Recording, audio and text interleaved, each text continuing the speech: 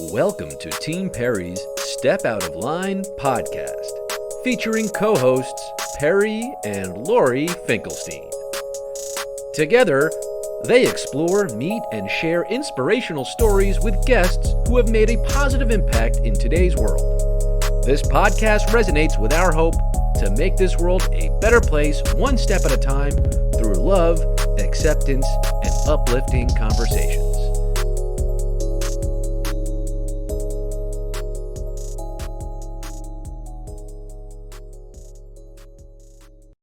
I definitely have to say the thing that stood out to me by me stepping out of line is going to one of the most well-known dance studios here in LA as the only wheelchair user, not knowing anyone, not having any friends here in LA because I was brand new, and going to my first dance class. I literally rolled in and people looked at me like I did not belong.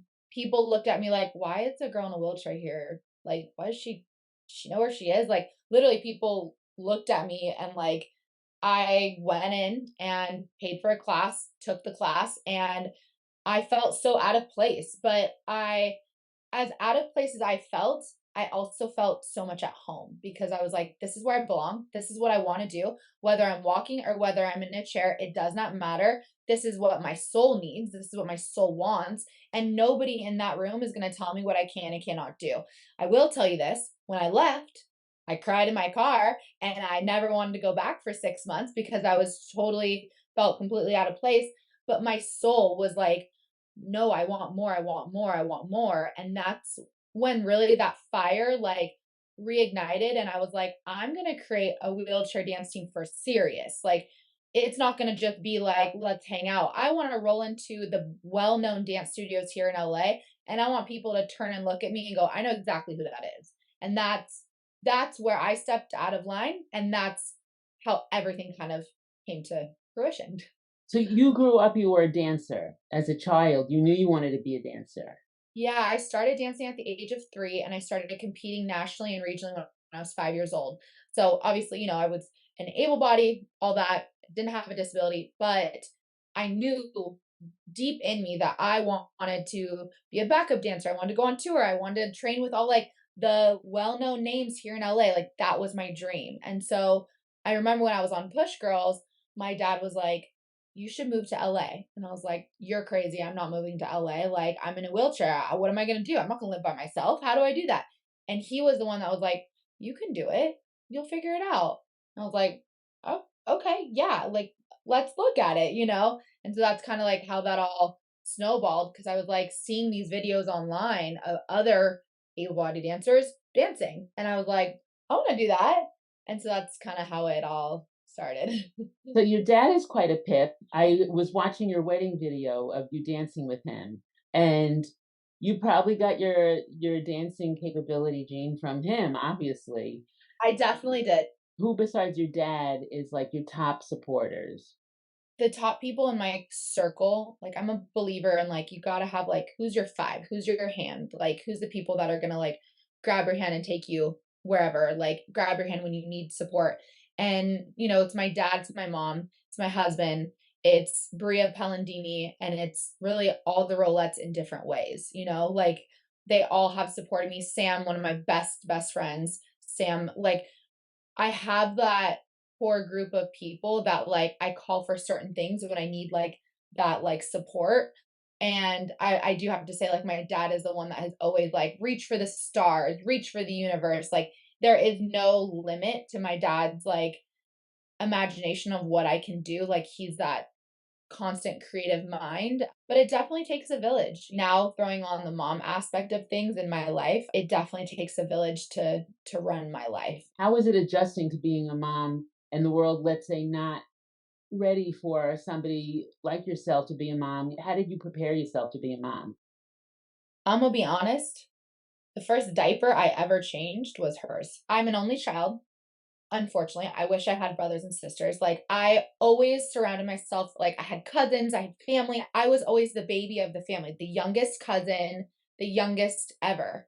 And I never nannied, I never babysat, nothing. And so I knew I always wanted to be a mom before my injury, and then becoming disabled. I never really saw a lot of like younger parents, like in their like, late 20s, early 30s when I was first injured. They were always older and had like a teenager as a daughter. I never surrounded myself around people in the disabled community that had babies. So for me, I literally was like, all right, like jumping in both feet first. Like I'm going for it. And when we got pregnant, we really just took it one day at a time. Through my pregnancy, it was like, all right, today I feel like I can't breathe.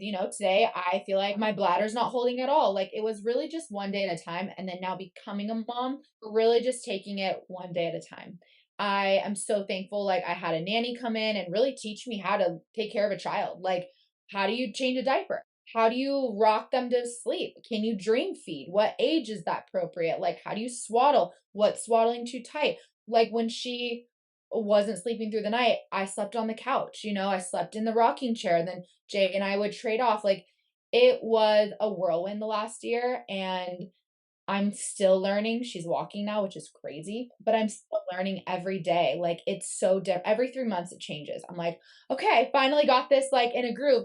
And then it's like, nope, she wants to open cabinets. She's climbing. Oh, okay, great. Really got to watch her. Like it's so hard, but it's also so beautiful. And like as a disabled mom, like I've had to mourn the thought of who I would be as a mom. Like I don't want to get emotional, but like it has been a hard process for me to really feel adequate enough to be her mom while also still loving who I am. Like I'm not going to cry cuz but like it has been really difficult, but also so beautiful at the same time. I don't think you're alone in that. I think, like myself as a mom initially, you always have feelings of inadequacy and how am I going to do it and how can I cope?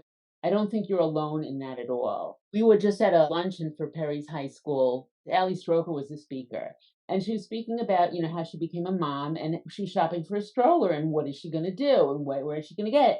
And then all of a sudden she said, and this is talking to a whole community of people either who are disabled or have a disabled child in the school. So we all got her. And she said, wait a minute, I'm the stroller. You have to change your way of thinking and then say, this is how I'm going to do it. I don't care anybody else is going to do it. But look, I'm a stroller. I can make things so much easier. And that to Exactly. me seems like the way you have to go about it. You have to just do it differently. And whatever the way you do it is going to be the way that's going to be right for you.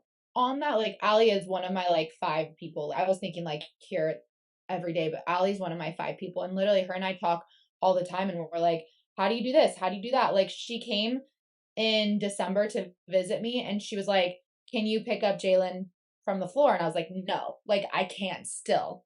And she showed me how she does, and I couldn't do it.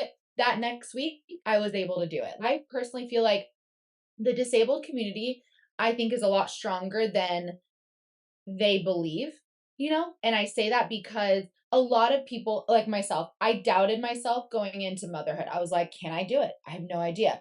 But then now looking back at the last year, I'm like, why did I doubt myself?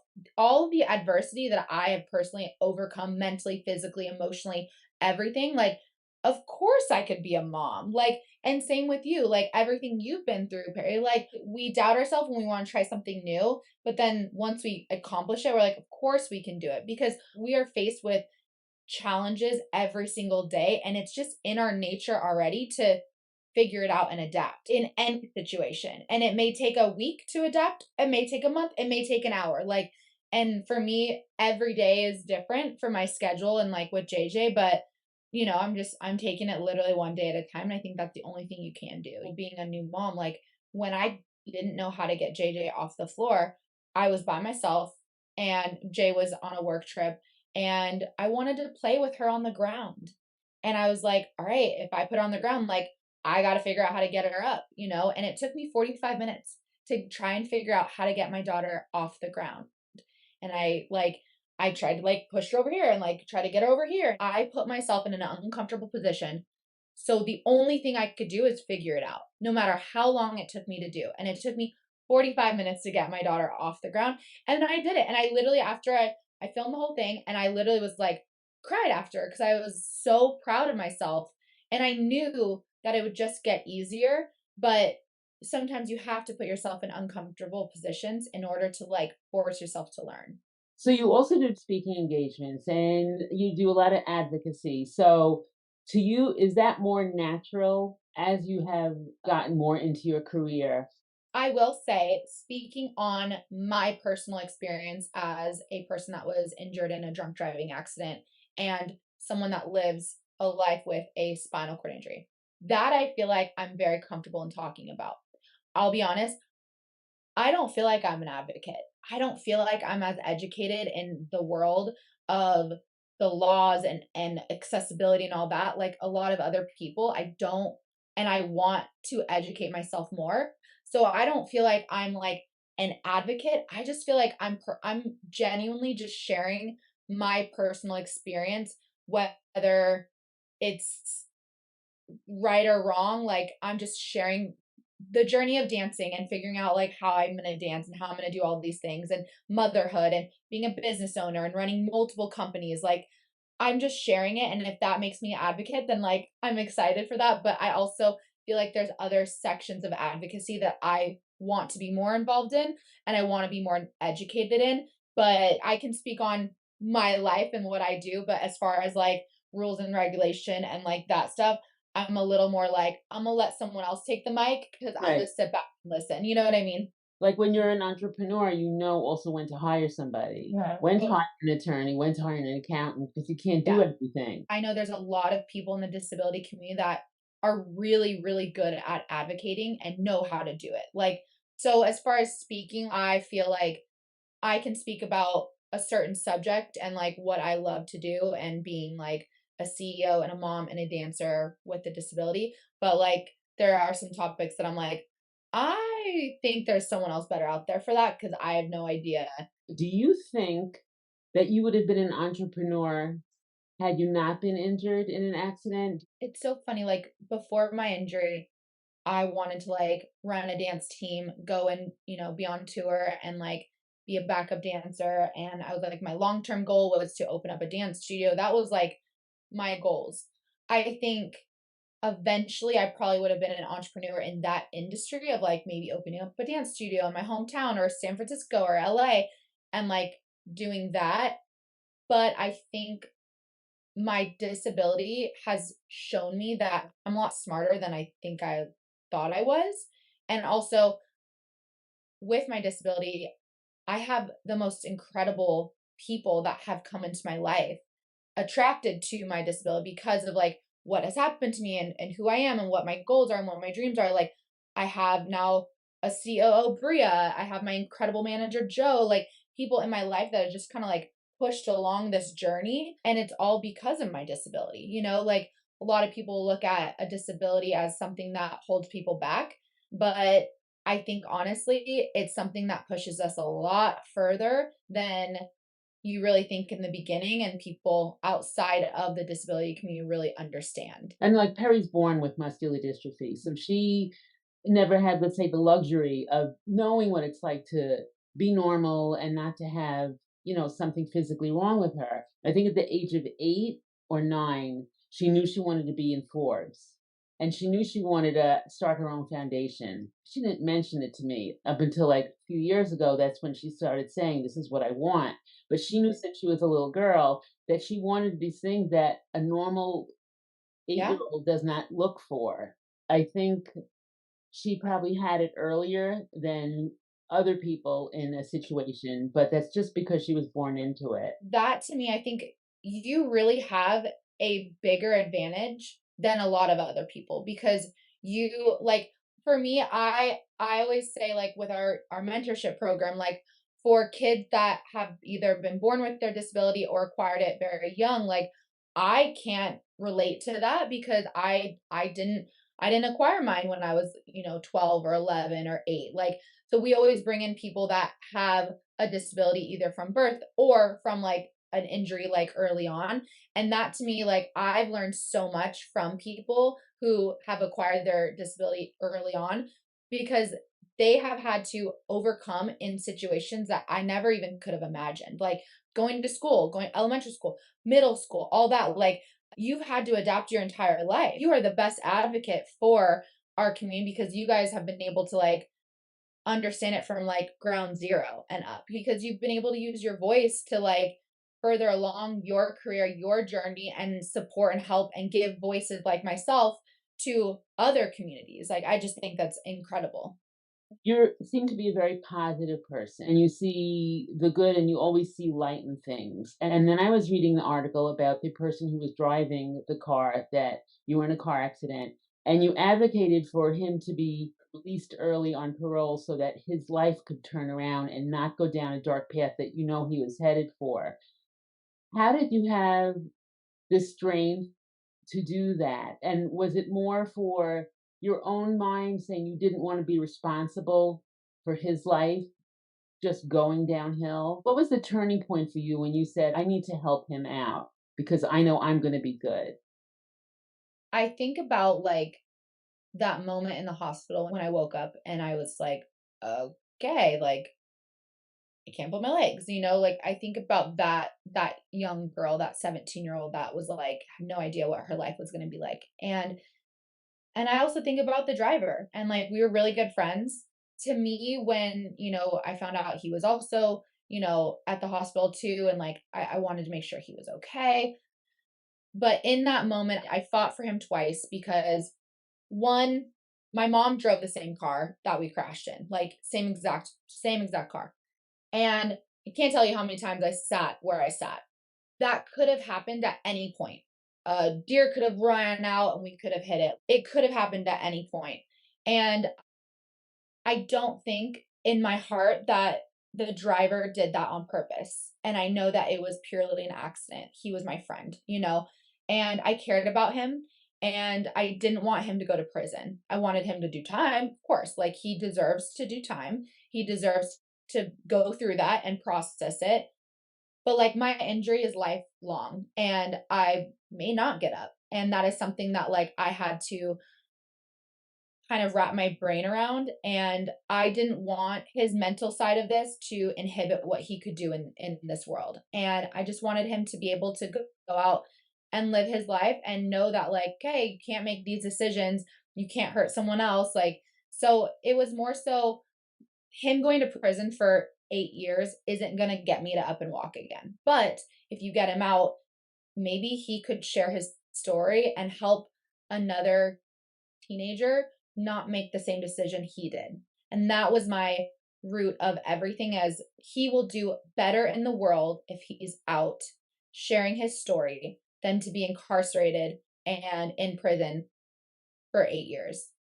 He can't do good to the world in there, but he's turned his life around and he could share his story. He came to watch me speak. He does like other little things that are a little smaller because it just, he's more comfortable with that. But like, he's still sober. He's living his life. He had a full ride scholarship to Long Beach and lost that because of everything for baseball. And he lost out on a lot too. He's doing the best he can. I'm really proud of where he is today. It showed such maturity and such a big heart at the age of 17 that you were able to do that and be able to grow and move on with your life. And you probably knew at that point that in order for you to live the life that you wanted to live, you couldn't have that anger all the time. I think forgiveness is a really big thing. Holding on to animosity and holding on to like, well, you did this to me, like it doesn't do anything to them. It's more like ickiness that you're holding on to. And for me, I was just like, you know what? Him staying in prison or getting out isn't going to get me up and walking. So like, the best thing for my subconscious and for his life is like, let's move on. I'm moving on with my life. I'm going to create the best life I can possible, whether I'm walking or whether I'm in a chair, it doesn't matter. I'm going to do me. He needs to get out and he needs to start his life and, get engaged and get married and go and pursue his dreams. Like, let's just move on. And I feel like if he stayed in prison, it would be this like dark cloud that was hovering over me that I knew it wasn't my fault. Like, but I wanted him as my friend to like go and do his own journey. Back to the wedding that we spoke about earlier. You walk down the aisle with your walker and your laces. It's not for everybody, but you wanted to do this. And there's nothing wrong had you been in your chair and gone down the aisle. But for yourself, this is what you wanted to do. Like, no matter what happens, you knew you did this for yourself. I was also very conflicted because of people in the community and like who they've made me up to be. And like, Chelsie Hill, in that moment, I did it for that 17-year-old girl laying in the hospital. I did it for little Chelsie because the first thing I thought of when I woke up, one of the first things is like, I want to walk down the aisle. Like, what? I did it for that girl. And I didn't realize that it would go viral. That wasn't like even a thought to me. And when it did, it made me also kind of insecure because I was like, man, like I don't want people to think that in order to create this beautiful moment that they have to walk. Like that wasn't what it was about at all. And like I get chills thinking about it. Like I did it for that little 17-year-old Chelsie and to prove to her that she could do it.